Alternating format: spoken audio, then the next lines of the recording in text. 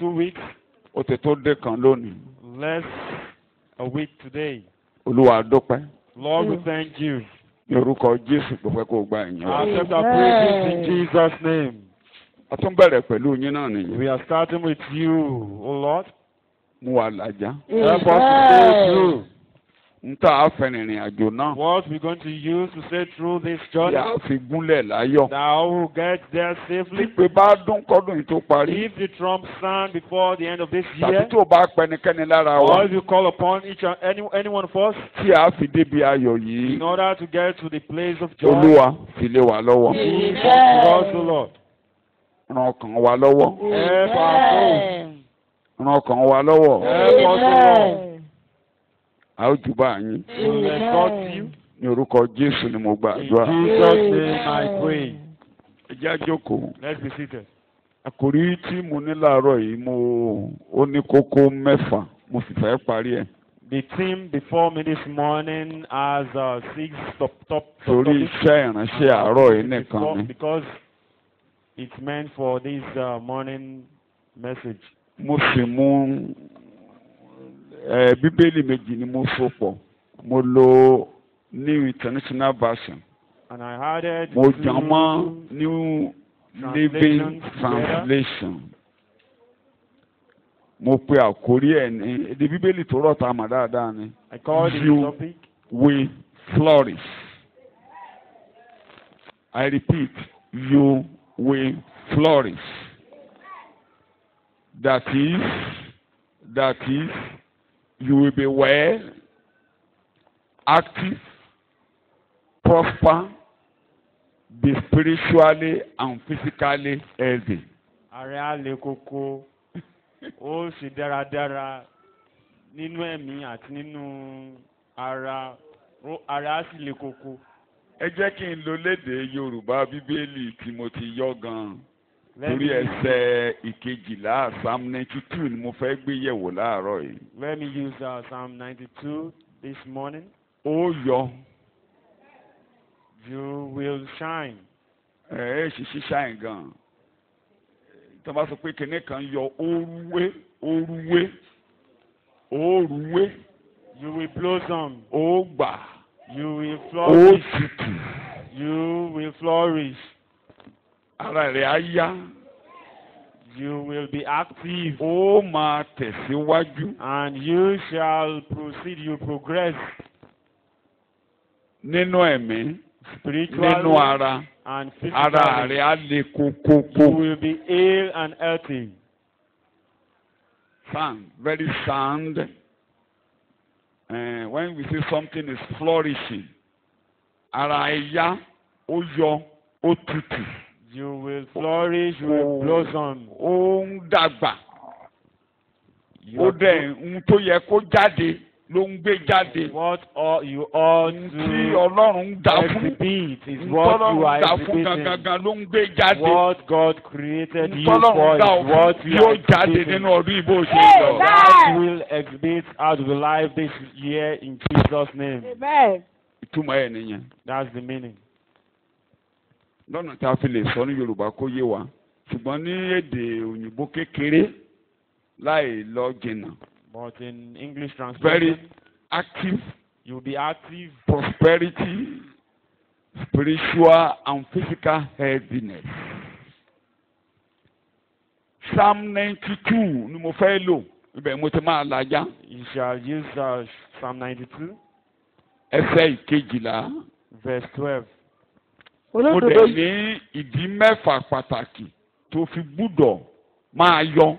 And Kó máa these dán, reasons kó máa why you rúwé. will blossom, flourish, Kára rẹ̀ le kókó. Kó máa And ṣe ohun you tọ́lọ́run ní should kó wá ṣe láyé. strong and sound Ìdí and àkọ́kọ́ execute ìdí what mẹ́fà God péré has màá created sáré you náà for. jáde. Torí màá First nàjà. reason is O sí lára àwọn olùṣe búburú. you Àwọn oníṣẹ́ are no ẹ̀ṣẹ̀. longer among the workers of Àwọn yẹn iniquity, máa rẹ̀ dànù bíi koríko. because those will wither like a flower. Ìwọ ò ní rẹ̀ dànù ní You tiẹ̀. never wither O away. sí lára àwọn olùṣe You búburú. are not part of them that Ìkejì. brought iniquity. A ti sọ ọ́ dolódodo tàbí a ti gbé agbádá òdodo wọ̀ Second ọ́. one, you have been made righteous. Thank you very much. ìdí kẹta. And the third point, a ti wá tú ọ lọ.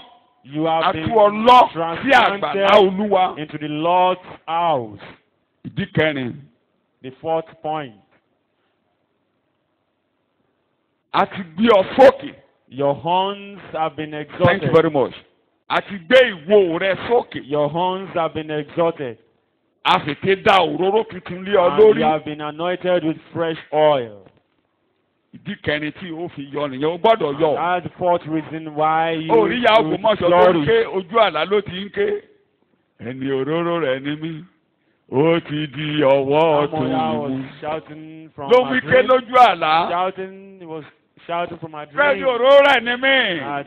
She's the mi ò sí anointed lára àwọn one. tó ń rẹ̀ dànù. She's never part of those that wither away. ò ní rẹ̀ You dànù. never wither away. ìdí karùn-ún. And the fifth point, títí ọjọ́ ogbó. even at your old age, ó máa so èso. you Amen. will continue to produce fruit. ò ní rẹ̀ dànù. And never wither away. ó máa tutù. You shall Amen. continue to remain vital and Thank you green. very much. ntọ́lọ̀ ń fẹ́ kó o ṣe wàá tì máa ṣe. What God Amen. ó wants ti to máa ṣe pàtàkì ó ń dàgbà wàá Amen. máa ṣe pàtàkì. Amen. despite the fact that you are growing. ó parí ìrìn àjò rẹ pẹ̀lú You ó will parí end ìrìn up àjò rẹ síwájú Olúwa ní your títútù journey in the presence rínrínrínrín. of the Lord evergreen. ayé rẹ̀ á tutù rínrínrín. Amen. Evergreen. kókó mẹ́fà yẹn ni mo ní kí n sáré làjà. Those Psalm are the 92 6 ló wú bẹ́ẹ̀. points. ẹsẹ̀ From kejìlá. Psalm 2 verse 12. New International Version, the New Living Translation, before I Yorubalize it. Bíbélì ń sọ̀rọ̀, ó yá. The righteous will flourish like a palm tree. Ẹ fagisi o, ẹ rí i pé ara àwọn ìdí nìyẹn, ẹni tó máa dàbí igi ọ̀pẹ. Máa kà á. They will grow like a cedar of Lebanon. Wọ́n á máa dàgbà, wọ́n á máa They tẹ̀síwájú, will wọ́n á grow. máa yọ. They will progress. They will blossom. Yes. New Living Translation, if you have it. Yorùbá ẹ̀ kó tó máa wá yẹn. But the godly will flourish like palm trees Bẹ́ẹ̀ni. and grow strong like Bẹ́ẹ̀ni. Lebanon. You will grow strong bó bá ṣe ń dàgbà. Èyí ṣe pé kó kàn máa yọ owó kan lè ṣẹ́ ọ̀dànù wàá gbó késékésé. You Amen. will grow Ara rẹ̀ á gbó strong. késékéké. Amen. Yorùbá ẹ̀. olódodo yóò gbà bí igi ọ̀pẹ Bẹ́ẹ̀ni. yóò dàgbà bí igi kédárì lẹ́bánónì. Bó bá ṣe ń dàgbà. Ṣé ẹ rí igi You ẹ̀ are growing old. igi Lẹ́bánì yẹn ò That mọ́ Lebanon níbi. tree. Ṣùgbọ́n ṣàkàwé yín pé This ò ní tropical tó ń ṣe region. pé wàá máa ka ọjọ́ ṣá. But not only you counting days, Bí counting ọjọ́ years. bá ṣe ń gorí ọjọ́ ló à máa As gbó. days goes by, you Ara rẹ̀ á continue máa to grow old, Yes. growing strong, Nínú ẹ̀mí, and wàá máa bright, yọ. shine. You will flourish. Nínú ara Spiritually, wàá máa yọ. Physically, you will Ntọ́lọ̀ ń flourish. fẹ́ and kó o ṣe blossom. láyé wàá máa What gbèsè God lórí wants you to ilẹ̀. exhibit, you shall exhibit on this land. Psalm 1 verse 3 kí n tètè fi lè kó máa yá mi kí nǹkan tí mo ń sọ kó lè nítumọ̀ sí wa. Psalm 1 verse 3 mo fẹ́ àwọn èdè tí mo túmọ̀ yẹn mo fẹ́ fi bẹ́ẹ̀lì tì. yóò sì dàbí igi tí a gbìn sí etí ipa odò Nǹkan tó máa rí nìyẹn etí ipa odò. tí ń so èso rẹ̀ jáde lé àkókò rẹ̀. Ibi tí a ní kó o wá sí. And that's where we call you to come. Obìnrin etí ìkànga tí ayé rẹ̀ òtútù tó That gbẹ woman ráúráú. beside the well that was dry, Àrí ẹ̀ kan ayé ẹ̀ kan. her life was so sad. Wọ́n ní tó o bá ti lè dúró lọ́dọ̀ Jésù olùgbàlà lọ́dún yìí. But if you stand firm in the Wàá wá presence of the Lord this dàbí year, ibi tí a lọ ibi tá a you lọ will sí feel etí like a odò tree mi. planted by the rivers of water. Àwọn yẹn ọ̀dá ò rí dá wọn. You will never lack a Ọ̀gbẹ́lẹ̀ drink. ò rí mú wọn. They will never go into dryness. Ọ̀rẹ́ mi kan ó ti pẹ́. Just like Yes, long time friend, this is the verse of the scripture ó ti pẹ́ gan-an mo kàn was sí given ní to ìṣẹ́kọ̀ yìí. him, Ó ní and- palm tree Christian. and he said palm tree Christian. Olóríṣiríṣi Christian ló wà ní There we palm have tree different Christian. kinds of Christians. Ṣùgbọ́n tá a bá gbélé ní Bíbélì. But Christian nìkan ló wà. if we take a look at Christian the nìkan tó wà Bible, we is only what? have Palm tree. a Christian. That's Èso palm tree oríṣiríṣi Christian. ẹyọ kan ni. We don't have Igi kinds. ọ̀pẹ kí la pè é? We call the palm Igi tree. ọ̀pẹ. Eo Palm Palm tree. tí ẹ bá rí àkùrọ̀ ẹ sọ sí awù ẹ lọ sínú aṣálẹ̀ á dìde ibikíbi tí ẹ bá sọ sí á and in dìde. the dry land it will flourish. Wherever you find a palm tree, it will flourish. lórí àpáta ó wà ńbẹ̀. Even on the rock, it á fa omi jáde. will draw out waters. lọ́dún yẹn ayé rẹ̀ á tutù rìnrìnrìn. Where you will be green. Your ẹsẹ̀ life will be kẹta tẹ̀ ń evergreen. kà yẹn sáré bá a kà. Verse 3. Yóò sì dàbí igi tí a gbìn sí etí ipa odò. bẹ́ẹ̀ ni Tí ń ṣe èso rẹ̀ jáde lé àkókò rẹ̀. tí o ti gbọ́. Ewé rẹ̀ kì yóò sì mo bọ̀ n tó bá yẹ káyé ẹ gbé jáde ló máa gbé jáde. What your life ought to exhibit, you shall exhibit. Ah.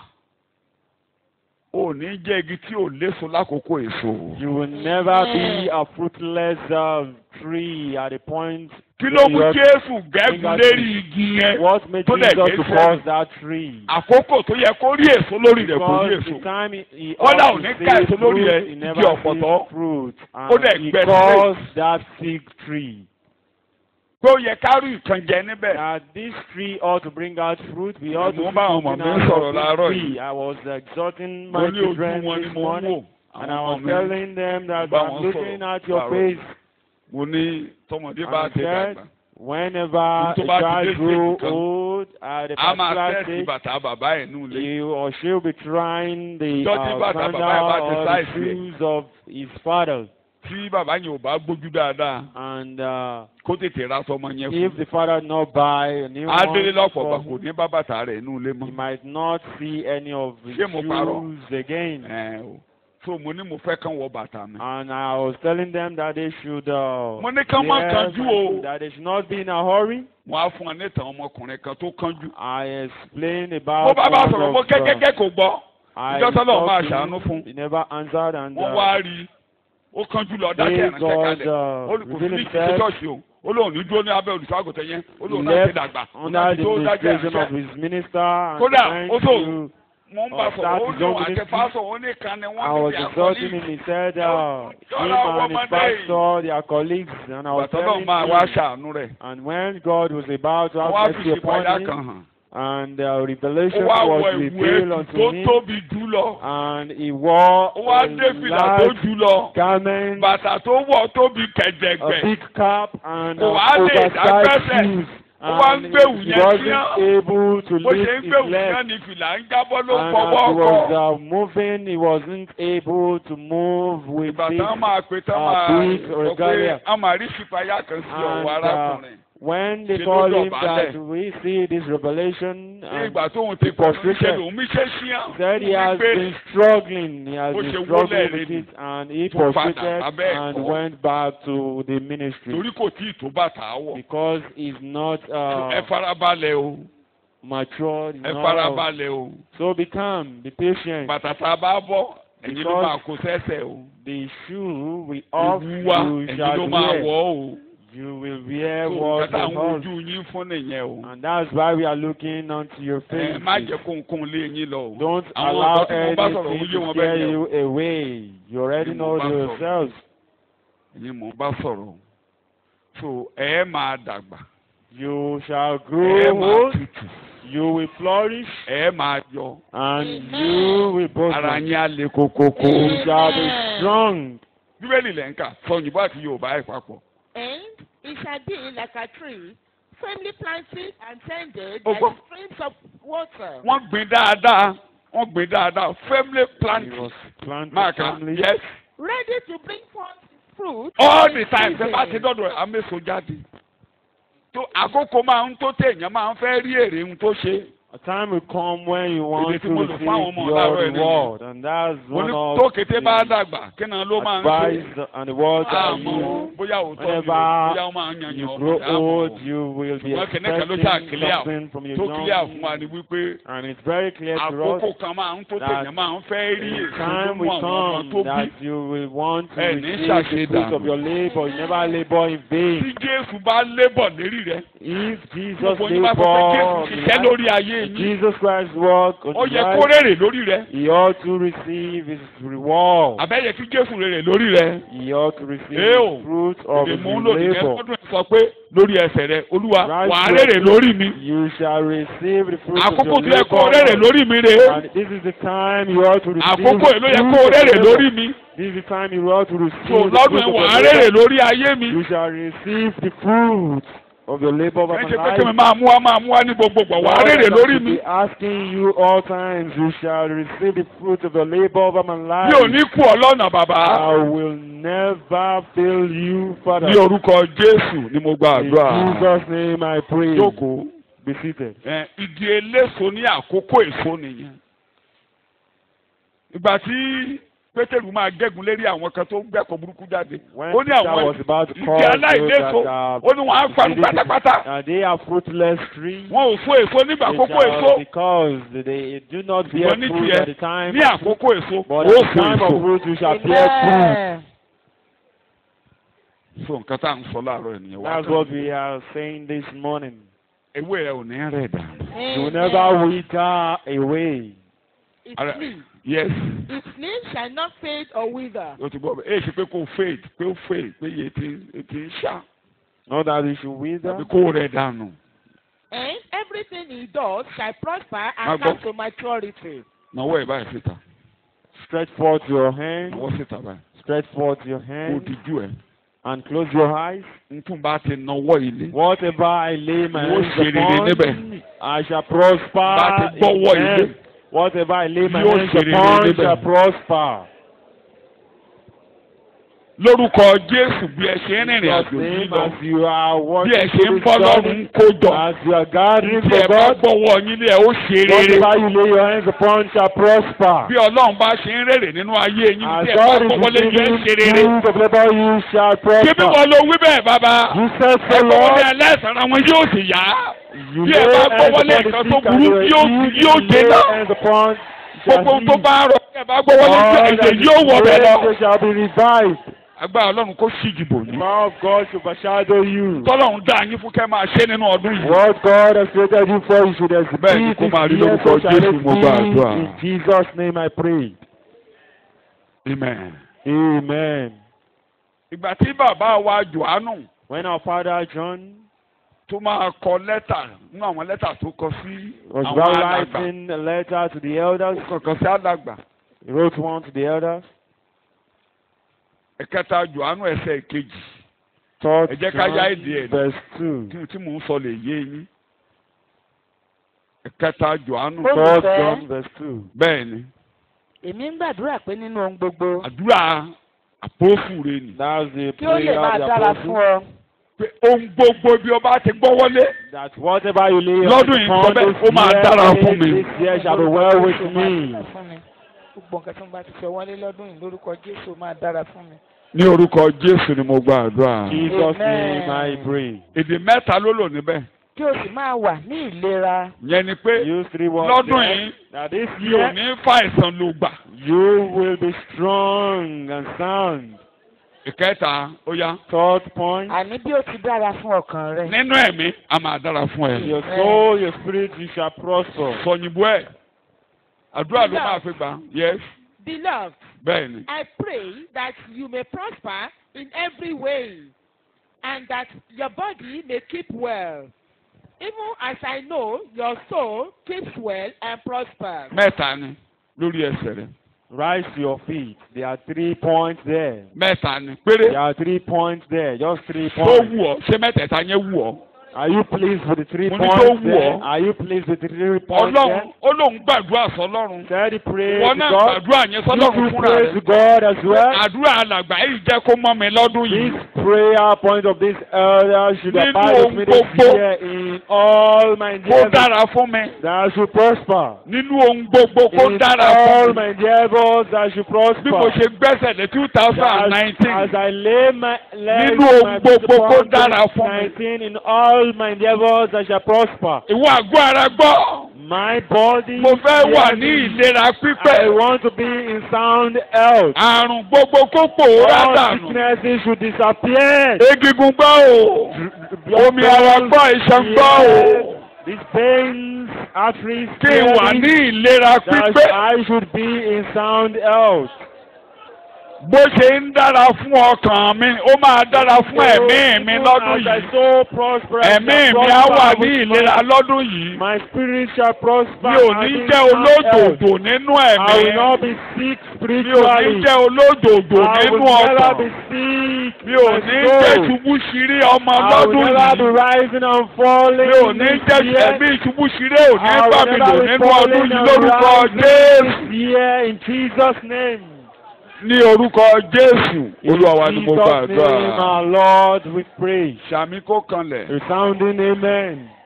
Jókòó jẹ́ kí n fi àpótélì wa lé kí n tó máa mú Let kókó me mi lọ. use the Àpótélì apostle. wa kí ló wí? Apostle. Tẹsalóníkà kínní. First Thessalonians Orí kẹta ẹsẹ̀ chapter 3, kejìlá.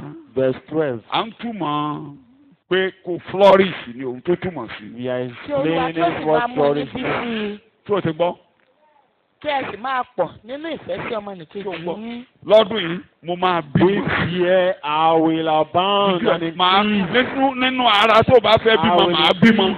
Nínú ẹ̀mí mo máa bímọ sí. physically, spiritually, mo máa I will bímọ sí. increase. I will increase. Mo máa ní àwọn ọmọ tó I gbajẹ́. will be fruitful. I will Nínú have ara mo children. fẹ́ I will bímọ. receive Nínú Christ. ṣọ́ọ̀ṣì mo fẹ́ bímọ sí o. Physically in the church, Mo fẹ́ I bímọ want sí to o. have children. Mo I fẹ́ will bímọ increase. sí o. Nínú ìdílé mi mo I máa will bímọ increase sí. in my family. I shall increase.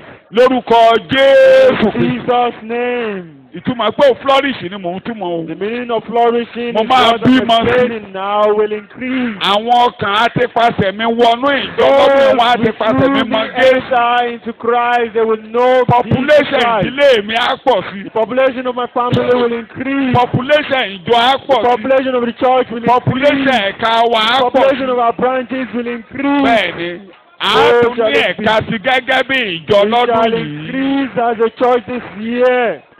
Ní orúkọ Jésù In Kristi. Jesus Christ's name, Olúwa wa ní our Lord, we agbára. pray. Ó wá lo èdè kan. Use a Yorùbá word. mo máa fi túmọ̀ rẹ̀. Use Ẹyọ your èdè kan ni mo dẹ̀ máa lò bó ṣe tọ̀ mí wá náà nìyẹn. Òjò ni mo fẹ́ jẹ́ nú ọdún yìí. Òjò. Tí ò bẹ́ nìkan ṣọ̀tá. like a rain this year. Ọ̀tá ta ni òjò ń ṣe? Eo. That's no enemy. Ọ̀tá ta ni òjò ń ṣe? Rain has no enemy. Eo. Àbí ó dálé ẹnìkan sí tí ò rọ̀ sí. Olúwa ràn mí lọ́wọ́. Oh Lord, help me.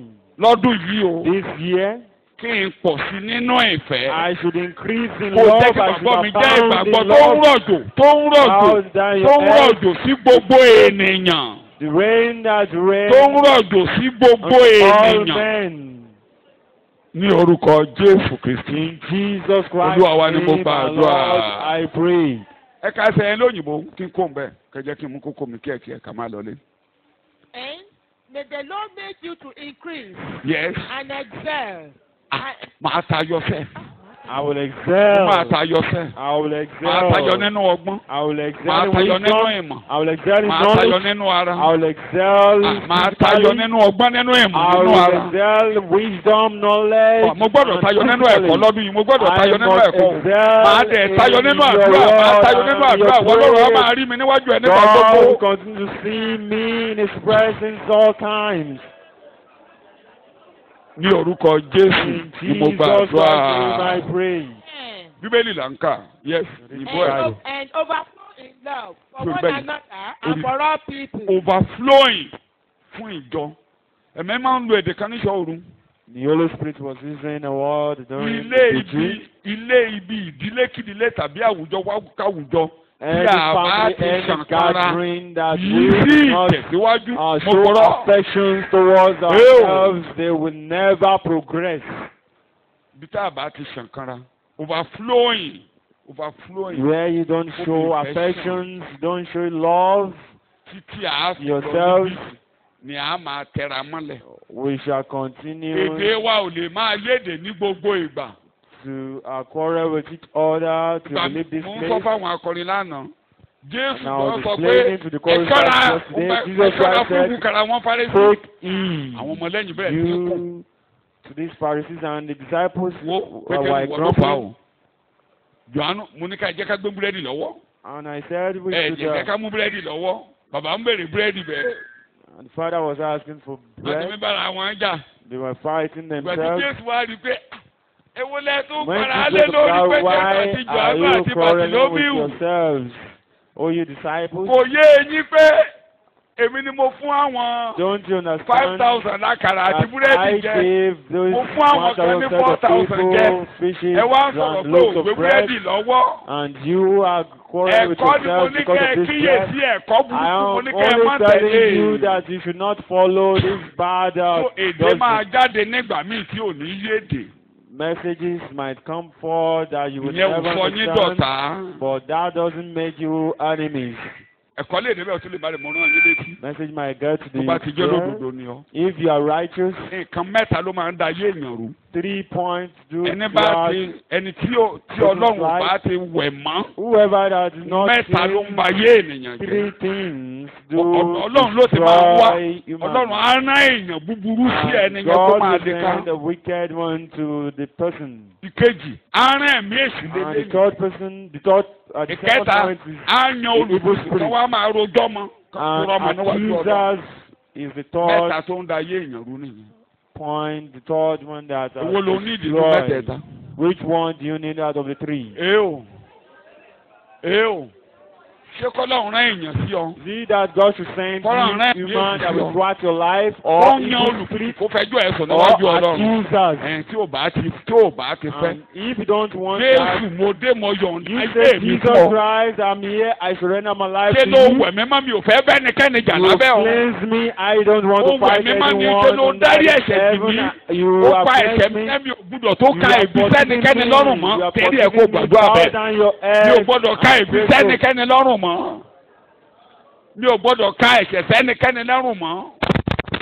Torí ètò búburú òkè ìbáyé mi jẹ́. Because wicked one will Ẹ̀mí not èṣù destroy my ẹ̀mí life. èṣù ò lè ráyè inú ayé tèmi mọ́. The devil Olùfisùn spirit ò will lè never dúró lọ́wọ́ come ọ̀tún to mi. life.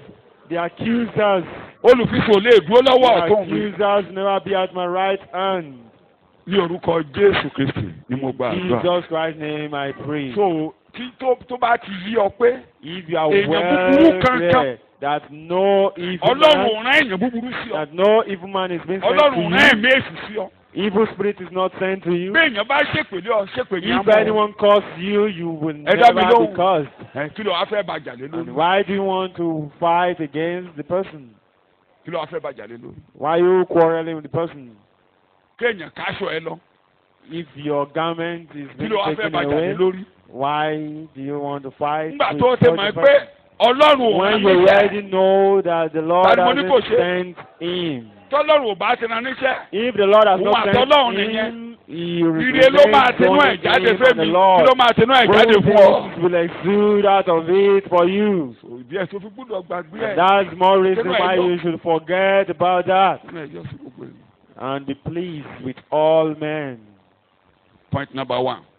Kókó kìíní. Mi ò jẹ́ kó parí ẹ̀bẹ̀ tí mi àbó ti parí ẹ̀. Kókó àkọ́kọ́. Ìdí tó jẹ́ pé lọ́dún yìí o. The reason why Ó yọ. this year you will flourish, Ó pọ̀ sí. you will increase, Ìlera rẹ̀ ó pọ̀ sí. your health will Tó bá nawọ́ lé yóò ṣe be rere. sound. Whatever you lay your hands upon shall prosper. Ó dàgbà nínú ẹ̀mí. You will flourish Ó ní in ìlera the nínú spiritual àgọ́ realm ara. and in your body. Tọ́lọ́run dá ọ fún yóò ṣeé ṣe nínú What ayé God has rẹ̀. created you for, you Ó shall jẹ́ exhibit igi them. eléso lákòókò èso You rẹ̀. will be a fruitful tree at the time of fruit. Díẹ̀ ni pé The reason is lórí ọ̀rọ̀ ẹ̀ṣẹ̀. over the sin. Àyànjú ọ̀rọ̀ ẹ̀ṣẹ̀ nínú ayé The rẹ̀. work of sin has been settled in Àwé your life. jẹ́ ká yanjú ọ̀rọ̀ ẹ̀ṣẹ̀ nínú ayé rẹ̀. Brethren, let sin be Jẹ́ ẹ̀ka ẹsẹ̀ settled in kankan your mọ̀. life. Àwọn Let me tí read àwọn the tí Bible wọn ò ní scripture. dàgbà àwọn tán Those that máa will never àwọn grow táyé wọn old, máa kóró. that their life Psalm will be 92 sour in verse Psalm 7. 92 verse 7. Àwọn ni ayé wọn á kóró. Àwọn yẹn ní Their òsì life lára will be wa. sour. They are not Wọn ò part sí lára of wa. us. They are never part of us. Nígbà tí àwọn èèyàn búburú bá rú bíi koríko. That when the wicked sprouted up like grass, Wo Àti wọ́n á máa dàgbà, wọ́n á máa jí lójoojúmọ́, wọ́n á máa ka ọjọ́. They will be Wọ́n á máa counting ka ọjọ́. days. They will be counting days. Tọ́ bá tiẹ̀ ní nǹkan ara, tọ́ bá wú nínú nǹkan ara. They Kà Bíbélì ló máa ṣẹlẹ̀ flourish sí wọn. àti physically. ìgbà tí gbogbo àwọn oníṣẹ̀ṣẹ̀ bá ń gbèrú. and all Wọ́n lè the gbé Joab tó bímọ ẹlẹ́mọ flourished. kọ́lógójì ọmọ kọ́ló elégbọn kọ́ ní gbogbo ẹ̀jọ́. oníṣẹ́ ẹ̀ṣẹ̀ They might have all things before 40 years, Ló but máa they are ṣẹlẹ̀ sí wọn. still workers kí of wọn kí ó lè run iniquity. láéláé ni. eo kí wọn kí ó lè run láéláé ni. It was only that they might be destroyed forevermore. wọ́n á rẹ̀ dànù wọ́n á rẹ̀ dànù. It is for them to be destroyed. wọ́n dàbí forever. ẹran àbọ́pa They are just like Kí wọ́n ní a wọ́n dà? fowl, kí wọ́n ní wọ́n dà. domestic fowl being reared àwọn to be èèyàn ń gbádìyẹ killed, fún to mi be wọ́n máa ń slaughtered. gbádìyẹ fún wa nínú ilé tá a máa ń jẹ. So many people mọ̀mọ́ make dẹ̀ me fowls. mọ̀mọ́ lájò gan ó níyan gan ó lájò gan á ti wá nǹkan tó máa fi bọ́ wọn. And Bank pastor's of wife Mama to feed them with their food. wọ́n bá ti gbèdé màá ní ọ̀yá And whenever they bring the fowls, mo ní kó fún wọn lóúnjẹ. mo we ní kó do jẹ́ feed them and they grow well. kó yọ torí kẹ́nẹ́ kan mo máa ń wá kẹ́nẹ́ kan tí mo máa jẹ Because màá ní kó jẹ́ kó I yọ. do seek for something out of gbé their ẹmu meat. obìnrin ò í jẹ́ igbe o. Women don't eat the má jẹ́ beef. kí gbé ẹrú o. Women don't eat the beef. ẹ bá mi tọ́jú ẹ̀ kó ṣe dáadáa. à ń tọ́jú We ẹ̀ take care of torí them. àfẹ́ pàjẹ́. Because we are taking care of bẹ́ẹ̀ them. ni ẹnikẹ́ni tó bá ti wà nínú ayé And tí àmú ẹ̀ṣẹ̀ kó ònú ayé those rẹ̀ that are in the ẹran world àbọ́pa that kí ni is mo not pè é. taking their lives, they are just meant to be killed, to be destroyed. òun ni nígbà tí wọ́n bá ti lọ ṣẹ́ṣó. And àwọn when ọmọ that's fọ́ọ̀nù when they wọ́n go ṣe fọ́ọ̀mù out ẹ̀ṣẹ̀ ògìgùn ni wọ́n ń ṣe báyìí o ògìgùn ni wọ́n ń ṣe o ògìgùn burúkú ni wọ́n ń ṣe kódà to do rituals, náà fi ń sọ they are fún doing yín rituals out there, money rituals out there. ẹ ní kẹ́kọ̀ọ́ búburú ti gbòòrò wálé You will never learn bad thing right from the ẹ ní world. kẹ́kọ̀ọ́ búburú ti You gbòòrò will never wálé learn a lesson from the world, pàápàá ẹ̀yin ọmọbìnrin especially we ladies. torí àwọn boys yẹn Because those èèyàn boys, ni wọ́n ń lò báyìí o they are using èèyàn women ni right wọ́n ń now. lò o They are using women. sọ́nbà bá ọ ṣeré ìfẹ́ If they make love with you, nǹkan fẹ́ mú wọn ti mú lára ẹ̀ they've already used you. wàá dẹ̀ máa gbẹ títí wàá fi kú dànù. And you continue to be lean till you die. oríṣiríṣi nǹkan náà ń lò lára obìnrin They are using so many things from sọ́nbà dẹ̀ ti lò women. owó á máa ya And when they use it, Mo ló máa they will ṣe. be having enough riches. owó á máa ya ṣùgbọ́n wọn ò ní pẹ́ But they will not live long. wọn ò ní pẹ́ They will not live long. láyé àtijọ́ a máa ń gbọ́ The àmọ́ olden bóyá days, we òótọ́ do it bóyá irọ́ here. We don't know, maybe it's true àti ń or gbọ́ not. ní kékeré ti We have pẹ́ been hearing láti it while we 50s were láti máa ń young. gbọ́ pé wọ́n máa ń rẹ yẹjẹ Yes, that they do bóyá irọ́ ni o buy, but kó òótọ́ ni mẹ́mọ̀ o maybe it's true or not. I mo tiẹ̀ mọ don't bàbá know. kan But I know about nílùú wa kódà ọ̀rẹ́ bàbá mi our father, tímọ́tímọ́ even ló is jẹ́ a létà friend of my táìmù father. tí a ṣe ń gbọ́ tẹ̀yìn wọn àti bàbá At ò the tó ìṣúná time when we heard the story, they were not yet closed. kíákíá ó ti gbé Mercedes Benz wálé. He brought Mercedes Benz within a twinkle of an eye, and wọ́n ní ṣe ló rẹ̀ yẹjẹ. they said he bought a bird, bí mo ṣe ń sọ ìbọ̀dá máa mọ. did rituals, and wọ́n ní ṣe ló rẹ̀ yẹjẹ. I know some ṣùgbọ́n of us know ọlọ́run ṣàgbà kí ṣe ló pọ̀ tiẹ̀ lẹ̀ o. God delivered him. Maybe gbogbo àwọn tẹ́jọjọ náà jọjọ rẹ̀ he yẹjẹ vomited, kíákíá ni wọ́n rẹ̀ dànù kíákíá ló gbé tiẹ̀ lẹ̀. and all his Ìgbà tó dẹ̀ ti gbé colleagues tiẹ̀ lẹ̀ died ó prematurely. padà sí èèyàn gidi. And when he vomited, ó dàgbà kódà bàbá mi kú ṣáájú ẹ̀. he ó dàgbà ó pẹ́ kó tó kú returned òṣù to níbi ló normal ń gbé. being. wọ́n ní ṣe ló rẹ̀ yẹjẹ nígbà yẹn owó ti yá. Did rituals. ìgbà yẹn mo kọ́kọ́ gbọ́ pé èèyàn máa rẹ̀ yẹ jẹ. And that was the first time I heard about that. mo tẹ̀ kọ́kọ́ rẹ̀ ni mo ní kí náà ṣe máa jẹ́ mo ní ṣe I gbogbo wa was ló ń jẹ yẹ. even àwọn ní délé laughing. wọn ló mọ nǹkan kan. wọ́n ní kì í yẹyẹ òrí tẹ̀ ń pa. That is not the bird that you kill. so àdè ń gbọ́ náà. And you have to àníkan be gbé kan. hearing it. à ń gbọ́ ọdún márùn-ún ló máa lò. àkùkẹ́ That kéde you lówó lọ́dún spend márùn-ún. 5 years. àwọn oníṣẹ́ ẹ̀ṣẹ̀ Workers of wọ́n lè gbélé iniquity, yìí. they might blossom. They might blossom. wọ́n á rẹ̀ dànù bíi koríko. They will wither just like a láàárọ̀ grass. yìí This morning, jẹ́ ká mọ́wọ́ ẹ̀ṣẹ̀ tí a bí wa mọ́. let's sing. a bí wa mọ́ ni a That jogún ẹ̀ ni. was being born with it, inú ẹ̀ lè pé wà. and in it inú ẹ̀ that ní orí burúkú cause wà. is. mo bá ẹnìkan sọ̀rọ̀ nínú ọ̀sẹ̀ yìí. I was admonishing ó one. lo èdè kan tí mo fẹ́ kó mọ̀ kó jẹ́ kí Jésù wẹ̀ ọmọ tí mo fẹ́ Use fi the word I ṣàpẹẹrẹ. want Jẹ́ kí Jésù wẹ̀ ọmọ. Jesus to cleanse you. wọ́n á lo èdè kan. And he was using a èdè tó lò word, yẹn mi ò and ní that sọ details word ibi I tó ti only lò. explained bẹ́ẹ̀ mo fẹ́ mú details kankan kí wọ́n á of lo it. èdè kan. And he ó used ní the òrìṣà word alé wa. that ó láwọn aráàlú wa. idols of our ó ní house, wọ́n lọ sí ìlókun ó. now they went to that town. ìlókun ọ̀yẹ́ wà lẹ́kìtì. ó ní bẹ́ẹ̀ ni wọ́n ti lọ gba agbára. They went to receive Àṣẹ. powers, àṣẹ tí wọ́n máa ń lò níbi ọlọ́wà. terrestrial powers So wá they ní- used at the, wọ́n ṣe Idol. àwọn ará òsì lóore. and they said ó ní wọn ò san padà fáwọn yẹn. ó ní sọ àwọn yẹn ti wá ṣèpè pé a ò ní máa ró lóore. of that town, Wá and they've fọ́. already caused bọ́n máa dá them. lóhùn. mo ní And I replied bàbá ńlá mi gan ló lọ gba ìwo yẹn. that my forefather went there to receive that honor. mo ní sọ mo orúkọ mi. And I said, you mo know ní my èmi gan ló name? ń kó ìwo àṣẹ tán I lọ́dọ̀ told mi. him that Olórúkọ I mi ni myself Akó. to carry the honor, ṣùgbọ́n- that my name pé wọn ò ní lóró. mo ní is kò kàn mí. unbearer, that I am less mo ní kò kàn concerned. èmi mọ́. I'm less torí concerned àti with mọ́wọ́ that. ẹ̀ṣẹ̀ kúrò ní ara. Because sins Àti that have been Jésù ṣe removed from me. èpè tán ṣẹ̀yìn kò kẹ́ èmi mọ́. bí ẹnikẹ́ni bá wà ní Kristi ó di. That cause has been taken. If anyone is in Christ, mo a ní wò new mí creature. mi dáadáa. I said, mo look ní- at me. mo bọ́. I said, I'm mo ní free. bàbá mi owó ẹ̀yẹ kó tó kú ó bọ́. I mo ní said, gbogbo àwọn ọmọ my ẹ̀ father ní before he kó jáde mo ní died, ẹnìkan. and all his children have been lójoojúmọ́ ni taken. mo ń ró lóore màá máa rí olóore. And Wọ́n daily gbọ́. I receive benefits. Well wishers do benefit me, they do bless me. Torí I'm ẹ̀. free. Shout hallelujah. Hallelujah.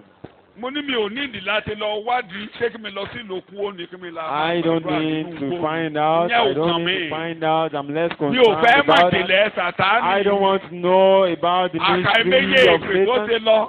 So many causes. èmi gan mọ̀ mí. A person I know Ó lè about jà. some that might èsì even tí wọ́n máa ń come up. gorí ẹ̀ lọ. No, ènìyàn tó wà níbẹ̀. Satan that Èpè is tó wà trampled bẹ́ẹ̀ upon kò the work kàn mí. upon is àwọn ẹgbẹ́ Jésù none sínú of ayé it that ẹ̀ is there. ègún wà nù ìdílé ibi tó ti jáde wá. tó bá Accept gbọ́wọ́ Jesus. ajábọ̀. If you raise your hands, it will fall. tó bá ní oró lóore òní lóore. If you say you will tó bá ti wá sọ́dọ̀ Jésù one that olùgbàlà. benefits you, but if you come to tí a mú ọwọ́ ẹ̀ṣẹ̀ kúrò. and torí sin orí is rẹ̀ ni a removed, gbé ẹ̀ṣẹ̀ wálé. and it's on Orí him ta la gbé it is ẹ̀ṣẹ̀ wálé. placed upon. wàá gbé tiẹ̀ lé lórí Olúwa ti gbé lé sé. God èmi has náà ń gbé placed tèmi you lé upon lórí. him, and I'm placing mine upon a fi him. sí ẹ̀ṣẹ̀. He was a made fi sí sin. ẹ̀gún. He was made sin. He was ẹni made tí a curse. fi tọrẹ Gálátíà orí kìíní ẹsẹ̀ ìkẹrin He ẹni was tí a made fi curse in tọrẹ Galatians nítorí ẹ̀ṣẹ̀ ẹ wa 1 verse 4. nítorí ẹ̀ṣẹ̀ ẹ wa For our sins. a fi tọrẹ nítorí ẹ̀ṣẹ̀ ẹ wa ẹ̀ka ẹni tí ó fi ohun tìkára rẹ̀ fún ẹ̀ṣẹ̀ wa bẹ́ẹ̀ ni kí ó lè gbé wa kúrò nínú ayé búburú ìsìn bẹ́ẹ̀ ni gẹ́gẹ́ bí ìfẹ́ Ọlọ́run. a fi tọrẹ nítorí ẹ̀ṣẹ̀ wa níbòmí a fi sí ẹ̀ṣẹ̀ òun Was kán made lẹ̀ṣẹ̀ sin. Òun He kán lẹ̀ṣẹ̀. himself is sin. wọ́n ló darapọ̀ mọ́ báyìí You will gather tó o fi with gbogbo him. ayé rẹ pé ẹ̀dá You ẹ̀dá live your ibi life. ẹ̀dá ìbínibí ẹ̀dá That orí Adamic burúkú nature, ẹ̀dá that àṣìṣe unfortunate mo kò ní being, ọ lórí kì í ṣe tèmi I mọ́ carry them upon you. It's no longer ibi tó ń mine. jà nílé wa kò ní í jà èmi mọ́ The evil that worketh my Dídé lórí family ẹsẹ̀ never rẹ. work upon my mo ti life kó tèmi lé again. ọ lórí I have gathered Mi ò rẹ́rù all ìbàjẹ́ the mọ́. wicked upon you. I no àṣetì longer ilé wa ò í ṣe tèmi mọ́ these foolish things, these àṣetì ìdílé wa ò í ṣe tèmi mọ́ all these ìparun ìdílé wa ò í ṣe tèmi mọ́. unfortunate things, destructions is no longer mine. Jésù Olúwa wa. In Jesus' name, our Lord. lóko mo fẹ́ kó gbàdúrà mo fẹ́ kó ṣàlàyé I want ẹnìyẹn náà ló tún bá mi sọ̀rọ̀ ló tún mú And he ìdílé was wa explaining ó tún mú ìdílé kan Take my nínú ìdílé wa family ló tún ní and níbẹ̀ family, wọ́n ti ṣépè kan and tipẹ́tipẹ́ he said pé they have tún been bá lọ wo àwọn called ọmọbìnrin ibẹ̀ that if you go and take a look of Wọ́n their ìgbélé ọkọ. daughters, they don't live with their husbands. tó o ní wọ́n wá fẹ́ lọ nú igbó kankan lọ gbàdúrà nú And they igbó want to go to a bush Where? to pray. wẹ́ I said, bẹ́ẹ̀ mi mọ́ bá rán ọ mo ní Ọlọ́run fi yẹn rán The mi. Holy Spirit sent you. I said, the Mo ní Lord ìyàwó hasn't mi. sent me. I said, my wife. Ìyàwó mi My wife. mo láwọn obìnrin wọn. The Wọ́n ti gbélé ọkọ. daughters, they don't leave their husband. Mo ní ìdílé ìyá àwọn obìnrin wọn ìdúró ńlé ọkọ. In Ilé their, bàbá wọn in a mother's obìnrin wọn side, ìdúró ńlé ọkọ. they don't live with their husband. Ní ìyàwó mi ti gba Jésù. And Mi ọ wà nílé mi dè sí. my Abe, wife has àwọn ló wà accepted lókè. Jesus Christ and is still Ìdè there kó jẹ́ kán rí ọ. in my house. Rise to your feet, let them see you. Hallelujah.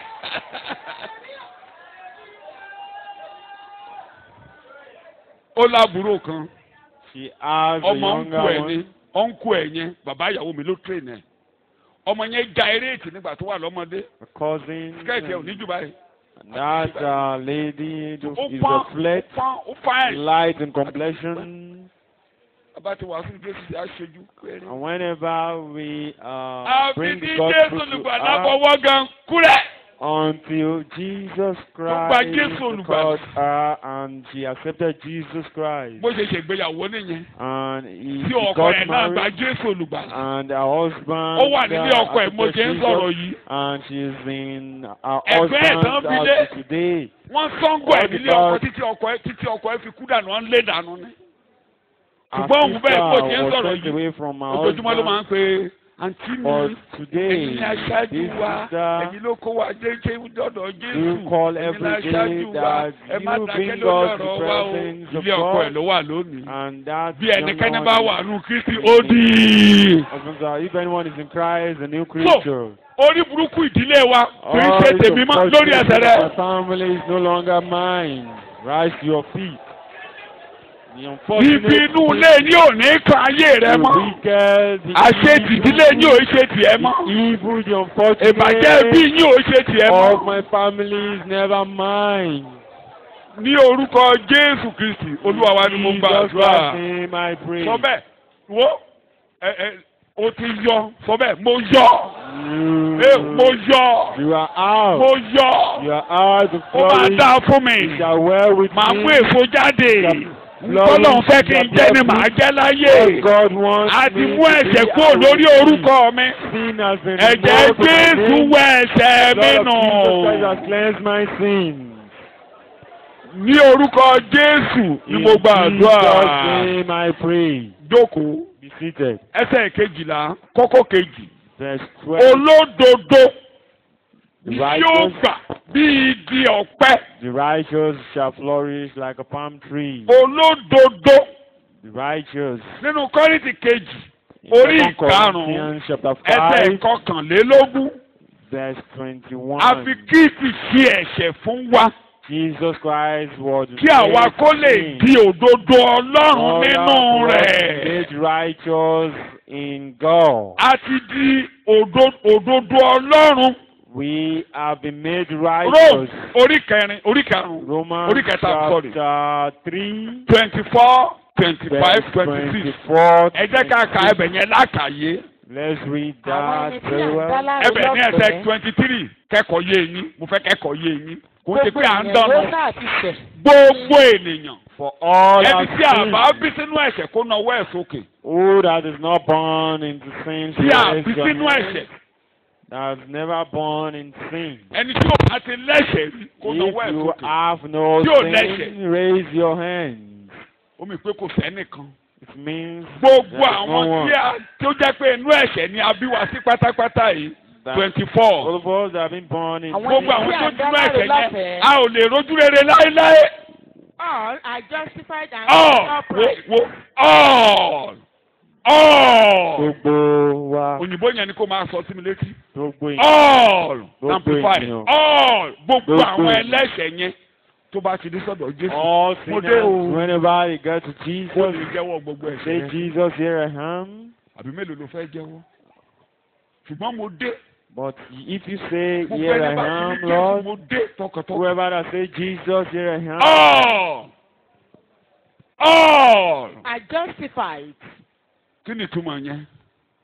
Gbogbo wọn ni a ní máa lọ a ò ka ẹ̀ṣẹ̀ sí ọlọ́run. They have been set free. O ò lẹ́jọ́ They jẹ́. have been justified. O ò jẹ̀bi You mọ́. are free. A ò You have been rẹ̀ṣẹ̀ ẹnu ayé justified. rẹ mọ́. Máa Sin lọ. is no more in your life. Máa lọ. You go free. Àmú ẹ̀ṣẹ̀ rẹ kúrò. Sin, your sin has been removed. Máa kà.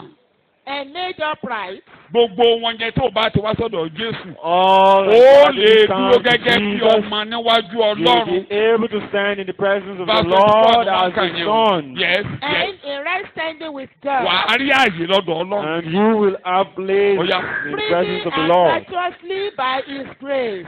Oore ọ̀fẹ́ ni ò ṣiṣẹ́ lé lórí. And that's Ojú what èrè God Ọlọ́run. prays. You never work for that. His unmerited favor and mercy. Tó ò ṣiṣẹ́ fún. What you Àánú rẹ̀. never work Pé for ẹni yìí jẹ̀bi ṣùgbọ́n máa lọ. is Ó by jẹ̀bi. mercy. Oh, You lẹ́jọ́ are jẹ́. free, you are Tí mo justified. lóde, You have oh, no case to lẹ́jọ́ jẹ́. answer. You have no case to answer. Through the redemption which is provided in Christ Jesus. Ẹ̀jẹ̀ Jésù ló ṣe wíbẹ̀ o. Lord Ẹ̀jẹ̀ Jesus Jésù. Christ did that. Kí mo ló ṣe o. Lord Ẹ̀jẹ̀ Jésù. Jesus did that.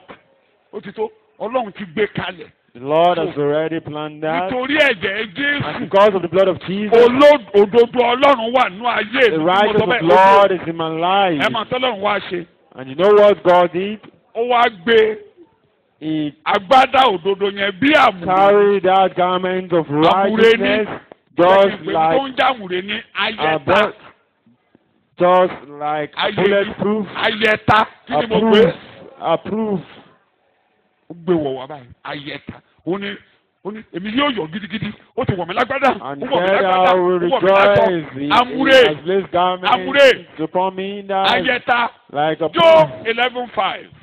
Yẹn fi bẹ́ẹ̀lì tì. Job chapter 11 verse 5. You are reading.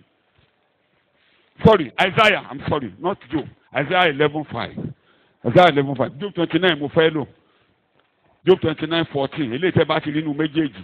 Torí mò ń kàn. Òdodo yóò sì jẹ́ àmùrè ẹgbẹ́ rẹ̀. Bẹ́ẹ̀ni, òdodo. Òdodo Àti ìṣòtítọ́ àmùrè inú ó rẹ̀. ti tó. And Odo. righteousness shall be like the girdle of his Bẹ́ẹ̀ni, waist. òun ló máa gbé wọ̀ báyìí. You shall bear that Job girdle 29. Job 29 verse 14. Job 29 verse 14. Èmi sì mú òdodo wọ̀, ó sì bò mí lára. Ìdájọ́ mi dàbí Ó ti tó. àtẹ̀gùn wà. Òdodo ni a gbé wọ̀, ó bò wá lára. Bí ọ̀fà tàfà, ọ̀fà ọ̀tá ò ní wọlé. Any archers and throw arrow, it will never enter us. Bàbá Paul kí ló wí? And the Father, Kọ́ríńtì Paul the kejì, Apostle, said Orí it ìkẹfà, in 2 ẹsẹ̀ Corinthians ìkeje. chapter 6 verse 7. Kọ́ríńtì kejì, 2 Corinthians orí ìkẹfà, chapter ẹsẹ̀ 6 ìkeje. verse Yes. 7. Nípa ọ̀rọ̀ òtítọ́, nípa By agbára the word of Ọlọ́run, truth, by the Bẹ́ẹ̀ni. power of God, nípa ìhámọ́ra by the òdodo, arm of Ee, righteousness, kí ni mo fẹ́ lò bẹ́ẹ̀ nìyẹn? nípa Ìhámọ́ra kí ni ìhámọ́ra o? òdodo, Ìhámọ́ra kí ni armor of òdodo? apá righteousness. ọ̀tún àti ilé apá òsì. On the right Ìhámọ́ra hand òdodo. and on the left, the armor of righteousness. Fò lójú Ọlọ́run, In the presence kò sí sight of ìdálẹ́bi the lórí Lord, ọ̀rọ̀ rẹ. there is no more Bí condemnation. àtẹ̀ olókùn ọ̀tá, á ta dànù. If you are being Ọ̀tá yóò stoned, ṣubú lábẹ́ ẹsẹ̀ rẹ. it will just pass you Ìgbà by. tá a bá ti And the gbé agbádá enemy yẹn will wọ̀, fall on your feet. ọ̀tá rẹ yóò When yí this ẹ̀yìn padà. garment is being placed upon you, the Bí ọ̀tá rẹ enemy, bèbè lọ́dọ̀ Ọlọ́run ní gbọ́ ẹgbẹ́ ọ̀tá lórí ọ̀rọ̀ if rẹ. the enemy go to the Lord, God will never answer in Ọlọ́run ò his bá ọjà. The Lord is not Ẹ̀mí fighting èṣù ò with ní you. ráyè. Evil spirit Are you will listening to never me? have chance. Ọ̀tá ò ní ríbi fẹjọ́ rẹ The fún. enemy will never Lọ́dún yìí accuse máa you. tayọ. This year I will Níbẹ̀, excel, máa I will tayọ. prosper. Máa I tayọ. will prosper, I Ohun will tó bá náwó mi lé excel. yóò ṣe Whatever I rere. lay my hands Ohun upon tọ́lọ́run shall dá mi fún prosper. ni mo máa ṣe. What God has created me Torí for, I àmùrè will òdodo ni mo execute. gbé wọ̀. Because I Àmùrè òdodo ni mo gbé wọ̀. bear the girdle of righteousness. Amen. Àmín. Amen. Àmín. Amen. Àmín. Wà á dìde lórí ẹsẹ̀ báyìí. You rise to your feet now. Nítorí bẹ́ẹ̀ nínú ọdún For yìí, this reason this year, orí ọ̀tá ni mo máa gbà I kọjá. will trample upon Ọfà my ọ̀tá ò ní enemies. wọlé sí mi lára. The arrows of the Torí enemy Ọlọ́run ò will rán never yín níṣẹ́. affect me because the Lord has Ọlọ́run ò not rán sent ọ̀tá you. níṣẹ́. The Lord has not Ọ̀tá sent ọ̀tá ò lè you. wọlé sí mi lára. The arrows, the Orí snares ọ̀tá of ni mo the máa enemy gbà will kọjá lọ́dún never yìí. affect me. I will Ọ̀tá ò trample lè dènà ire mi upon lọ́dún the yìí. enemies. The enemy Torí can agbádá never òdodo ni mo hinder gbé my wọ̀. benefit, my Àmùrè goodness, òdodo because ni mo gbé I wọ̀. put on the garment, the girdle of righteousness. Ní orúkọ Jésù Olúwa wa ni mo In bá Jesus àdúrà. Christ's name I pray. Jókòó kó lè He yọ. said, Ìgbà tí Jésù gba òdodo yìí when fún wa. Jesus Christ retrieved his Ìgbà ẹni righteousness for ìgbà us, ẹni Kọ́ríńtì kejì ìgbà ẹni Kólósè orí kejì ẹsẹ̀ ìkẹẹ̀ẹ́dógún ṣẹ mọ́ wa lára. Ó já àwọn agbára ẹ̀rí kúrò ní ara rẹ̀. Ogun àìrí ò ní rọ́wọ́ mú nínú ètò ayé rẹ̀. all the unseen spirits will never. Ìgbà ẹni Psalm 18 ṣẹ verse 40-41. Ó yí ẹ̀yìn ọ̀tá mi padà. He turned the back of my enemy Wọ́n fèyàn against kú me. o. Ọlọ́run ò ní gbọ́ igbe God will wọn. never answer them. Nítorí náà. For this reason, Ọ̀tá wà nígboro. Ọ̀tá wà ó wà nígboro. their enemies in Ó war. wà fáwọn tó wà fún. It's only for those Bí wọn that lọ̀tá wà are nígboro meant for. fún. It's only. Ew. Is it for you? O. Is the enemy for you? Ayẹta wà lọ́rùn mi bẹ́ẹ̀. I have a bulletproof. I have the Gbogbo ẹ̀yin tó ń lo proof èdè burúkú. on Attack me. me. Wọ́n ti Those tàpá of jù. you that are using Èmi ló fẹ́ bad tàpá jù. words, that they are against you. Àmùrè òdodo. I have the Paul ló wí value bẹ́ẹ̀. of righteousness being said by Paul, the apostle. Báwa ló wí bẹ́ẹ̀. That's our Father Àmùrè there, òdodo. said the Ní ọwọ́ devil ọ̀tún àti ní ọwọ́ righteousness òsì. as my Agbára right òdodo. hand and left, the armor Ọlọ́run of ní ọjà. righteousness. Ọlọ́run ọjà. Bẹ́ẹ̀nikẹ́ni bá jà, á kọsẹ̀ lórí If ọ̀rọ̀ mi. anyone fight, he will never make it over my life. Mi ò ní ká má lọ gbọ́ ògbàlẹ̀ o. I don't say they should Mi ò ní never ká má fò jẹ́ enter o. into the Lórí ọ̀rọ̀ mi, ẹ̀rọ over ràn. my case, over my case. Ẹ̀rọ ràn. You will be Ẹ̀rọ destroyed. ràn lórí ọ̀rọ̀ délé owó ẹ̀yẹ. You will be destroyed. Over Lọ́dún yìí ẹ̀rọ ràn lórí ọ̀rọ̀ délé owó This ẹ̀yẹ. year you will be destroyed. You are Lórí in ọ̀rọ̀ mi. trouble. Over my Agbádá case, òdodo. because they put on the garment of righteousness. Amen. Amen. Amen. Àmín. Ìkẹta. Third point. Àwọn ọmọ mi ti fi kọrin o. Ohun tí mo fi ń ṣe ẹ̀kọ́ náà ti fi kọrin. Inú ẹ̀kọ́ náà ti fi kọrin. Ìwo mi ni a gbé sókè bí gbàgbà rere. Òróró tuntun ni Jésù dá. Lédi ní orí, agbègbè nílé Olúwa, Bíbélì ṣẹ mọ́ mi. Ó ti tó. Èdè mẹ́ta ni mo kó pọ̀ ni. I gathered, I summed up three words. Èdè mẹ́ta ni mo kó Three pọ̀. words. Mo mú point number 3, number 4, mo kó wọn pọ̀. Point number 3 and 4 Abẹ́ ẹ̀bẹ̀ ni èdè together. mẹ́ta yẹn wà. And that's where these 3 points, these 3 words are. Ṣé ẹ rí ibi tí a gbé wa sí? You know where Ẹ we jẹ́ are kí n ṣàlàyé being lọ́nà tó máa rọ̀ wá lọ́rùn. transplanted, where we are Kárí. being grafted. Róòmù orí kọkànlá. In Romans chapter 11, Ẹbẹ̀ ní 16-17. verse 16 and 17. Káwá kàdé 18. Àjẹkẹ́kọ̀ọ́ yé wa. Ǹjẹ́ bí àkọ́so bá mọ́, Bẹ́ẹ̀ ni, bẹ́ẹ̀ lé àkópọ̀. bẹ́ẹ̀ ni, Bí gbòǹgbò bá sì mọ́, bẹ́ẹ̀ ni ẹ̀ka. bẹ́ẹ̀ sì lé àwọn ẹ̀ka rẹ̀ náà. Ibi tí mo lọ ló fẹ́ dé yìí o. Ṣùgbọ́n bí a bá yà nínú àwọn ẹ̀ka kúrò, Ẹ̀hẹ́n. tí a sì lọ́ ìwọ tí í ṣe igi òróró ìgbẹ́sára Ó ti tó, wọn. má kọjú. Gbòǹgbò báyìí ni Jésù. Ó wá ní ẹ̀ka. Jesus is the Àwọn ọmọ root. Ísírẹ́lì ní ẹ̀ka With a rẹ̀. lot of branches, the Israelites are his branches. Gbòǹgbò ni Jésù tó ń fa Jesus omi is nínú the ilẹ̀. root that bear waters from the Bí ọmọ ground. Ísírẹ́lì, ìdílé Ísírẹ́lì àti Júdà. And Àwọn the ní families ẹ̀ka of rẹ̀. Israel and Judah are his Ọlọ́run wá branches. lọ ọbẹ̀. And the Lord went there Ó wá gé ẹ̀ka kúrò and bẹ́ẹ̀. Ó wá cut gé ẹ̀ka yẹn a kúrò. branch Ó from wá the lọ tree sínú igbó and kìkìkì. went to the bush, a forest, Ó wá lọ gé igi òróró míì nínú igbó and ẹ̀hànà went kan. to cut a Ó wá lọ bush fi ẹ̀hànà right kan from igi the forest, aláìléso. a tree without fruit, Igi a tó lè fruitless gbẹ tree anytime. that might Ó wá dry gé up àgíríkì any nìyẹn wọ̀ ní tẹ́ bá time. ti ṣe àgíríkì rẹ̀ mọ̀ And mọ́ those of us that Ó wá gé, ó wá mú don't dé. agree before, ibi tá a ti gé he ẹ̀ka yẹn. brought it and he Ó wá ọ̀rọ̀ àgbè grabbed síbẹ̀. it Ó fi okùn dè mí mọ́. and bind it with a rope. Wọ́n á bẹ̀rẹ̀ sí í fa mi láti inú And gbòǹgbò. I continue to enjoy the riches, the benefits Nígbà tí ẹ̀ka from yẹn bá dàgbà. the root. Irú ẹ̀ Whenever the ṣé stems igi inú grow, gbó ni mo máa so? you know, will I bear the fruit Nǹkan tí of gbòǹgbò yẹn bá that ti of mú the jáde ló forest? máa tẹnu ayé mi But jáde. it's what Ire that Jésù root á máa jáde brings nínú forth ayé is what I rẹ̀ will bẹ́ẹ̀. The goodness of Jesus. Hey! I exhibit in Jesus. The Hey! goodness of the Lord. Hey! I exhibit. The Hey! goodness of the Lord will I exhibit. Ní orúkọ In Jésù Olúwa wa. Jesus' name, our Lord. Mo fẹ́ kẹ́kọ̀ọ́ tó mo fẹ́ lu èdè kẹtẹ́ I ẹ̀dùn want us gbàgbà. to finish it. Yes, yes. Ṣùgbọ́n bí a bá yà nínú àwọn ẹ̀ka kúrò Bẹ́ẹ̀ni. tí a sì lọ ìwọ tí ṣe ju òróró A ti ìfẹ́sára gbé wọn Some of sí the ara branches ẹ̀ka. are broken off. tí wọ́n sì ń bá wọn pín nínú gbòǹgbò àti ọ̀rá igi òróró Gbogbo náà. And you Tí kìí ṣe ń kú partake jáde of the láàmú. roots of the fatness of Òróró those trees. ọ̀rá tó bá ti nú Jésù tèmi ní kò dé tán. That has been coming from Jesus is má ti ṣe mine. fẹ́fẹ́ sí àwọn ẹ̀ka Bí náà. tí mo ń lọ sí fẹ́ lọ, kò tí ì débẹ̀. Both Ìwọ bá not ṣe against the fẹ́fẹ́. branches, but if Ìwọ thou kọ́ ló rú go, gbòǹgbò. thou bearest Ṣùgbọ́n not the Èmi root, ló dé gbòǹgbò yìí o. ìwọ. but Kí ló- the root Gbòǹgbò lóru mi lórí ẹsẹ̀ rẹ̀. Gbòǹgbò from the lóru mi. root thee. Éèò! The root Jésù bear ní gbòǹgbò. me. Jesus is the Òun root. ló gbé mi rù. Jesus Gbogbo bear ohun me. dáadáa tí Jésù fẹ́ fi ayé All mi ṣe ó good ṣe things lórí that ilẹ̀. Jesus wants me to exhibit, I Bí o shall lè gbẹ exhibit nínú on ọdún this yìí. land. I will never dry Wọ́n up this yọ. year. I will Mi ò flourish. ní fi ayé I gbé will àìsàn. blossom. I will never leave this Ìlera world. Jésù ní tèmi. Sickness, I will be Wọ́n pèrú wọ́n strong. rúwé. I will Wọ́n flourish. tanná. I will Wọ́n gbé flourish. èso jáde. I will bring forth Máa wà fruit. ní ìlera nínú I ọdún yìí. will be strong and sound this year.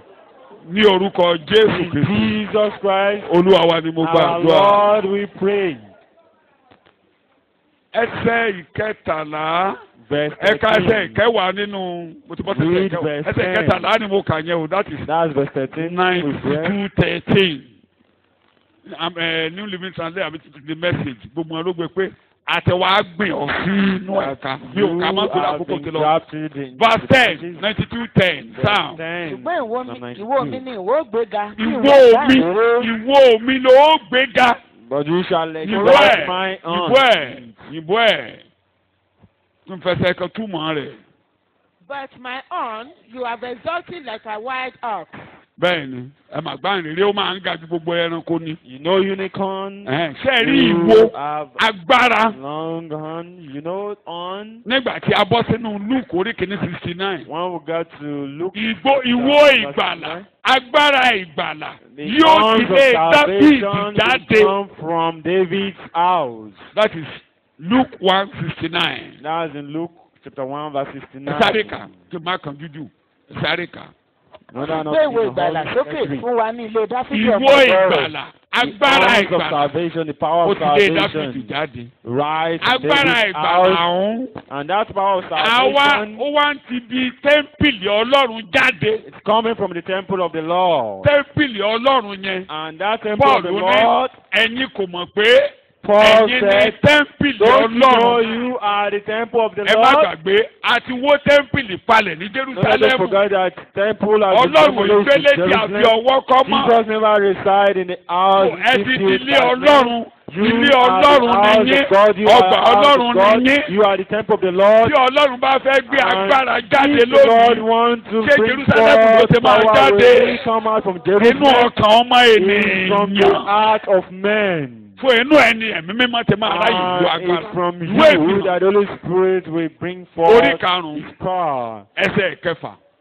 Kò mọ̀ pé inú ọkàn rẹ ni agbára ìwo yẹn wà. In Ó your sì ní heart, láàrin ìfẹ́ that's the náà. power of this Láàárín mountain. ìtẹ́. àti àwọn ẹ̀dá àlàyé mẹ́rin náà. Bẹ́ẹ̀ni àti láàrin àwọn àgbà náà. bẹ́ẹ̀ni. ọ̀dọ́ àgùntàn kan dúró bí ẹni tí a ti pa.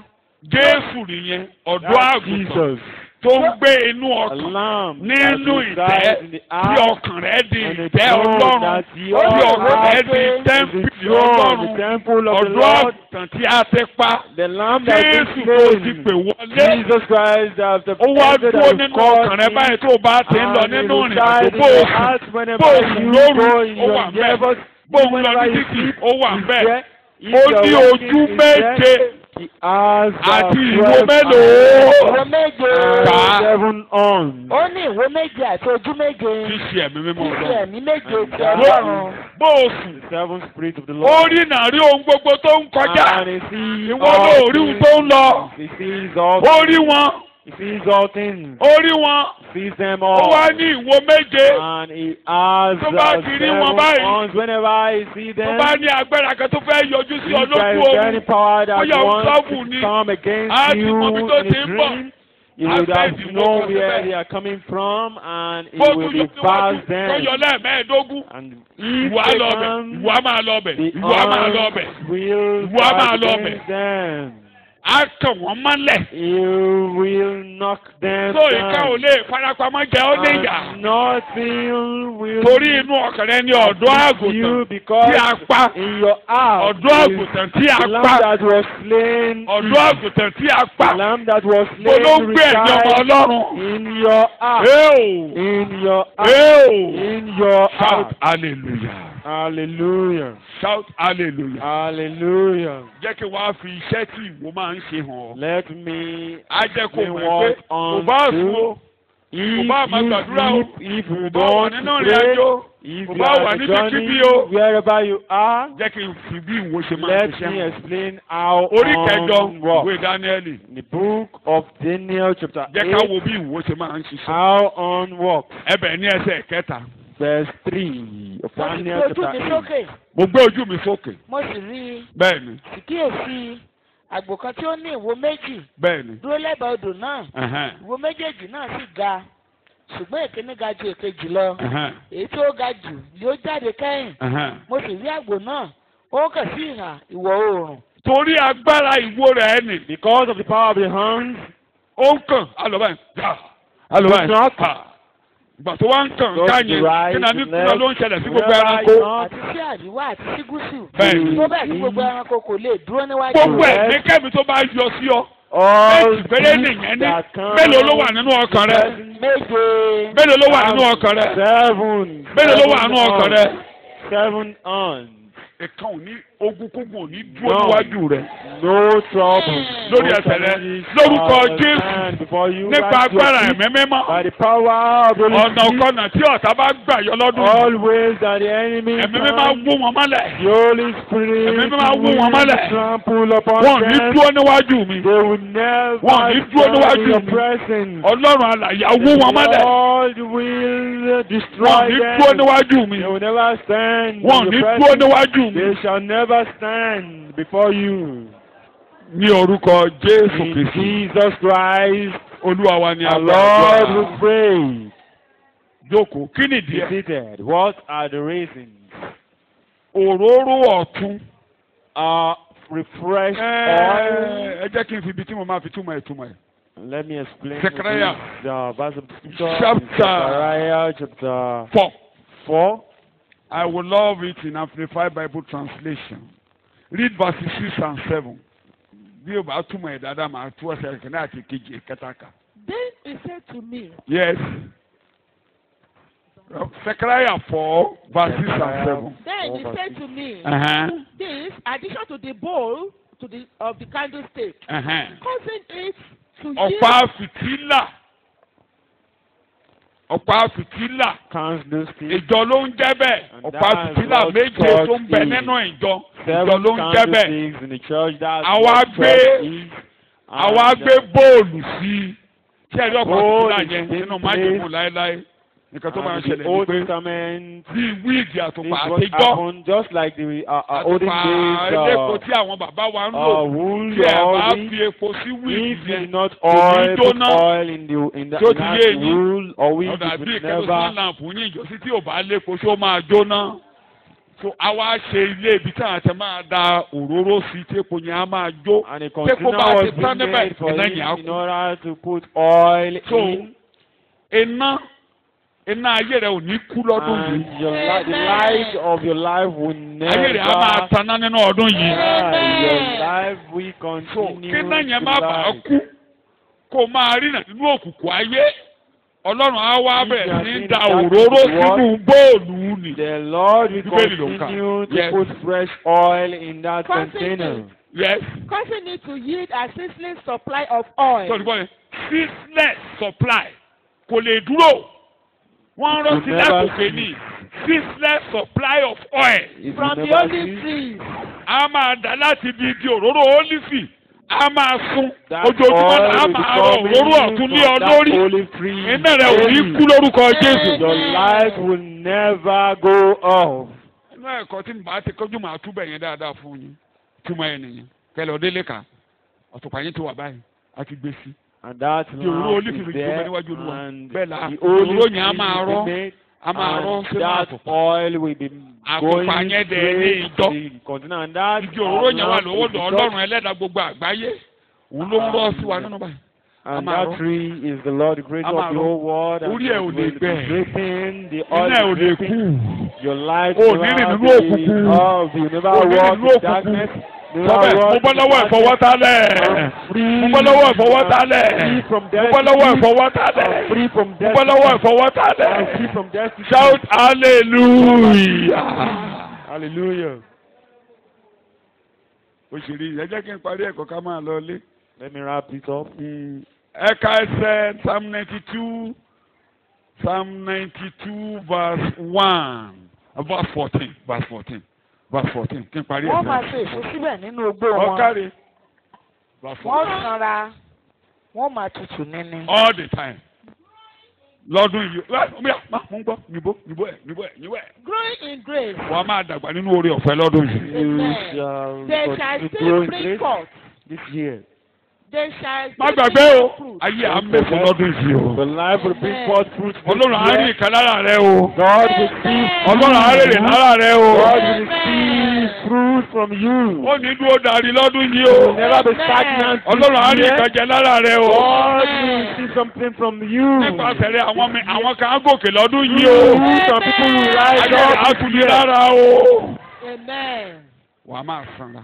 You will Amen. continue Wà á to be tutù fast. lẹ́nìí.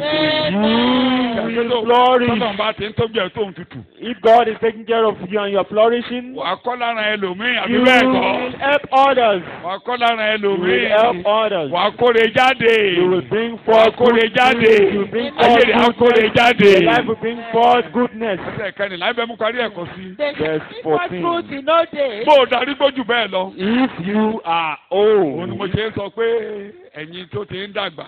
those of you that are Ẹ̀ old, ìṣògbó. you are Ayé not yín méso old. jáde, Your á máa life will méso bring jáde. forth fruit. Your life will continue to bring forth Títí Olúwa fruit yóò fi pè yín. until the Lord calls Ayé yín á máa upon mú èso you. jáde. Your life will continue to bring They forth shall be fruit. full of sap, of spiritual vitality, Oh my God. and rich. Very rich. Spiritual vitality, spiritual strength. Ẹ lókun ẹ̀mí. Amen. Ẹ lókun ẹ̀mí. Filled with Yóò bá sọ bẹ́ẹ̀, vitality. ẹnu àgbà ló bí ń gbó. Spiritual vitality. That's Ẹni bá strength. dọ̀dọ̀ á rí nǹkan jẹ. Whoever comes Á rí near you nfa, á will rọ́yàn fà be lọ́dọ̀ filled. rẹ. Whoever comes near Ẹ ṣe you pé will kéèyàn dọ̀dọ̀ rẹ kára gain nílọ. from you. Ẹni bá wá kí ọ. Whoever Ní comes ìṣẹ́jú to méjì visit tó bá bá ọ you, pàdé. maybe in 2 minutes, Á that bá orí you ọ̀fẹ́ come jáde and lọ́dọ̀ talk rẹ. to, will be filled with grace. Sẹ́yìn tára ẹ̀ bá ti ń kan mọ́ nìyàn. Ìwúra rẹ ò You bóyá are kéde. Bóyá wọn so, ìdàrúró lórí rẹ ní tiẹ̀. Ṣùgbọ́n bó bá ṣe ń dàgbà sí, lára rẹ̀ á máa tù. as you are growing older, you will Àbẹ́ be ìdílé ọ̀bẹ. flourishing. Bàbá wa agbọ́tàn ni o, bàbá wa Jòhánù. We heard about the Nígbà tó story bá of dà- Father nígbà tó darúgbó wọn ni John. wọ́n ń When gbé he wá was church. old, he was being Wọ́n máa ń carried gbé to the church. Kò lè rìn mọ́. They do carry him Wọ́n á wá to the gbé church. lórí àga. He didn't walk, Yeah, and come on, they Jeremy. placed they Mo fẹ́ they jókòó carry him gan. on the chair. Mo fẹ́ máa jókòó, mi ò lè jókòó gan báyìí. I want to be sitting, but I cannot. So, wọ́n gbé lórí àga. He was being placed on the chair. Wọ́n ní tó bá ti dìde báyìí. nígbà tó bá- Whenever he rise up, Tí wọ́n sọ pé ẹ̀yin ọmọ. and he will say, "Oh, Kò ye lẹ́kọ̀ọ́ children," Ẹ̀yin ọmọ. he has no other message fẹ́ràn other ara than yín. you children love yourself. Agbára kan máa ń bá ọ̀rọ̀ yẹn jáde lọ́sọ̀ọ̀sẹ̀. And that's Ó máa ń all kọjá the ìwà faith àtúntò every olùṣọ́ àgùntàn week. ṣe. And that's the N tó ń power dàgbà rè to nì. come forward. And that's what Tó bá we ti ń call darúgbó, orí ọ̀fẹ́ á máa pọ̀ sí nínú ayé rẹ̀. As you grow old, grace shall abound. Orí ọ̀fẹ́ á in máa your pọ̀ sí life. nínú ayé rẹ̀. Grace shall abound in your life. The old message of the cross. Àwọn ní mẹ́sẹ̀gì mi. That We old have no message other old message. yóò máa mú èso jáde nínú ayé rẹ̀. That message bring forth fruit in your life. Kí ni mò ń wí láàárọ̀ yìí? What am I saying this morning? Ọdún yẹn á tù ọ́ lára. This year you will flourish. Torí pé àtìmọ́wọ́ ẹ̀ṣẹ̀ Because sin has been removed àti from your pápádà life. òdodo wọ̀. You have worn the Àti gbọ̀n sí garment ìhà of àti Olúwa. righteousness, and you have been grafted to the right Ojoojúmọ́ hand là of the ń wọ Lord. epo òróró lé ọ lórí Daily lójoojúmọ́. your oil is being Títí dọjọ́ renewed ogbó. ó máa tutù Till you get old, you will be refreshed. lórí ẹsẹ̀ rẹ̀. Rise to your Olúwa feet. ó ṣé o. Lord, I thank you. Olúwa ó ṣé o. Lord, I thank you. Mo ti gbé mi wá sí ìhà rẹ You o. have taken me Mo ti sọ mí to di your tìrẹ ní bosom. tòótọ́ o. You have turned me O to ti your mọ́wọ́ ẹ̀ṣẹ̀ kúrò truth. lára mi You o. have taken sin O ti mú from mi me. wá sí ìhà rẹ o You bàbá. have brought me to Nítorí your náà mo bosom. dúpẹ́ lọ́pọ̀lọpọ̀ For láàárọ̀ this yìí reason, o. I thank you so much this morning. Torí o ṣètò dáadáa Because fún you mi. made a good plan for me. Ní orúkọ Jésù ni mo gba In àdúrà. Jesus' name I pray. Bí a ṣe wí láàárọ̀ yìí, As we said this morning, ara yín á tutù. your life body will be refreshed. Lórúkọ Jésù yóò mú èso jáde. To bring forth fruit in Jesus' name. Ntọ́lọ́hún fẹ́ kẹ́ ẹ jẹ́. What the Lord wants you to Ní be, 2019 lẹ in máa this year jẹ́. 2019 you shall be. Nítorí ẹ kó tinú ayé yín What jáde. ought should come forth Lórúkọ in your Jésù life yóò jáde. will come forth in Jesus' name. Èso kíkan ò ní ti bẹ̀ jáde. Sour fruit will never come Ẹ up from mú your èso life. jáde ní You will àkókò bring èso. forth fruit at the time of fruit. Nínú ilé ẹ pọ̀ In sí. your house you shall increase. Nínú iṣẹ́ ìránṣẹ́ In ẹ the pọ̀ sí. workforce you shall increase. Lórí ọmọ By your àbímọ sí. children you shall increase. Ẹ wà ní ìlera You pípé. shall be in sound health. Ẹ ní jẹ́ orísun You òjòjò will lọ́dún never be a yìí. reason of sickness this year. Gbogbo ibi tó bá gbẹ lára All yín. dry trees, Omi Ọlọ́run kó sàn lọ ọbẹ̀. waters of the Lord should flow Gbogbo tó bá there. ti ń gbẹ láàárọ̀ yìí kó All bẹ̀rẹ̀ sí waters mú èso dry jáde. should bring forth fruit this morning. Òróró ọ̀tún la ó dà lé yín lórí. Fresh oil shall be. Ẹ máa dàgbà níwájú Olúwa. You shall grow in the presence Agbára of the Ọlọ́run á Lord, sì dìbò yín. and the power of the Lord shall overshadow you. Ọ̀tá ò ní rí ọwọ́ mú nínú ayé Enemy yín. will never overshadow you. Orí ọ̀tá lẹ̀ ẹ́ gbà kọjá. Trample upon the enemy. Torí àti gbé àmùrè òdodo Because wọ̀nyí. we have a bear Ẹni regarding bá ṣèpàdé lórí yín yóò kọsẹ̀ lórí ọ̀rọ̀ yín. Let us pray. Ojúlọ a máa bá yín The lọ. eyes of the Lord will go with you Ayé and yín máa abide kó with gbogbo you. Ọlọ́run. Your life will bring forth glory Ní to the orúkọ Lord. Jésù ni mo gba In àdúrà. Jesus' name I pray. Ṣàmẹ́yìn mẹ́ta. Amen. Three, amen, amen, amen. Káwọ́ ẹ̀ sókè pé Olúwa ó ṣé o. Thank God, Olóore ọ̀fẹ́ mo dúpẹ́ o. Ó ṣé fún ẹ̀jẹ̀ rẹ. Thank Ó you ṣé fún for agbádá blood. òdodo. Thank you for Ó ṣé the fún blood. òróró ọ̀tún. Thank Ó ṣé fún you ìwọ for òbí the tó gbé sókè bí ti fresh àgbá oil. rere. Thank you for the Ó ṣé o exalted bàbá. oil. Thank you, Father. Jésù In Olúwa Jesus' wa. name, our Lord. Jókòó Be seated. tú àpò ẹ̀ fún ọrẹ. Open your pocket for offering.